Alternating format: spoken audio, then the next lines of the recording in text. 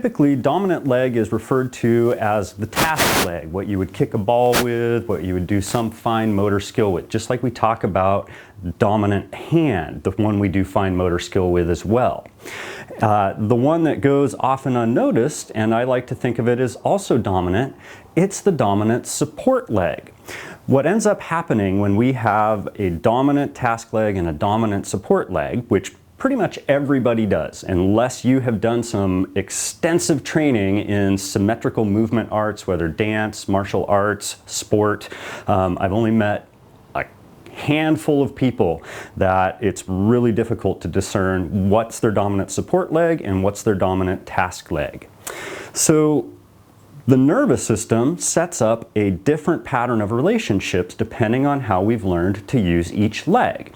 And I use this explicitly to guide the vectors of release and the verbal cues that I offer when doing body work using the rooted movement framework. So a way that you can think of it, the dominant support leg, its musculature is always reaching up into our center of gravity, anchoring us down into our support and pulling us into the earth so that then we can hoist or belay the structures on the other side of the body to be light and dainty and to be able to do the tasks that we want to do with it. For most folks, unless they've had it brought to their attention, it's very difficult for them to do the opposite, to be able to anchor into their dominant task leg and hoist and suspend their dominant support leg while still doing expressions of force. It has to do with inertia, and if you look at my martial arts influence and bodywork video, I talk more about that there. It became instantly apparent when training martial arts, trying to not telegraph motion, and this was training in Bruce Lee's art, Jeet Kune Do.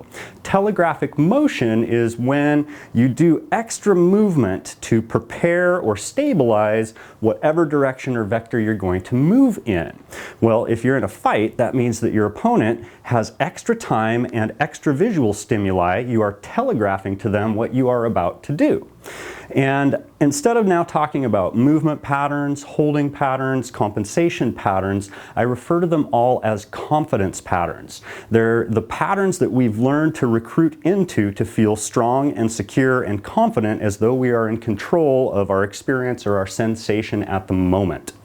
So what happens with martial arts training, if my favorite support leg to get ready to kick with my dominant task leg, and I want to prepare with that, what would happen when first training is there is inertia. There's inertia of stillness in support leg and there's inertia of movement in the task leg. If you had to switch to unroot, come up out of the support leg, to switch that relationship so that it could become the task leg, it takes extra time and extra force. And the funny thing about stress, such as when you're training fighting and somebody's trying to kick or hit you, the nervous system seems to always call on those most familiar confidence patterns to help us support and stabilize those motions. And I have a really simple assessment that helps your client connect with awareness of what their dominant support leg is and what their dominant task leg is. And it's called the Force Balance Assessment. I want to encourage you to go ahead and watch that video. The link is over here and also down in the information about the video. So it's a really quick and easy test. Most folks have never ever thought about these relationships in their body, and you can use this on the table. We use extensive verbal cueing in rooted movement, and it's really kind of simple. Again, everything on the dominant support leg reaches up into the body in the center of gravity and anchors you down into that connection with ground, while everything on the other side of the body hoists up. So when pointing out proprioceptive bony landmarks to your client, shoulder girdle to hip, on the dominant support side, we invite those tissues that are hanging on too tight to float tall out of their connection with ground.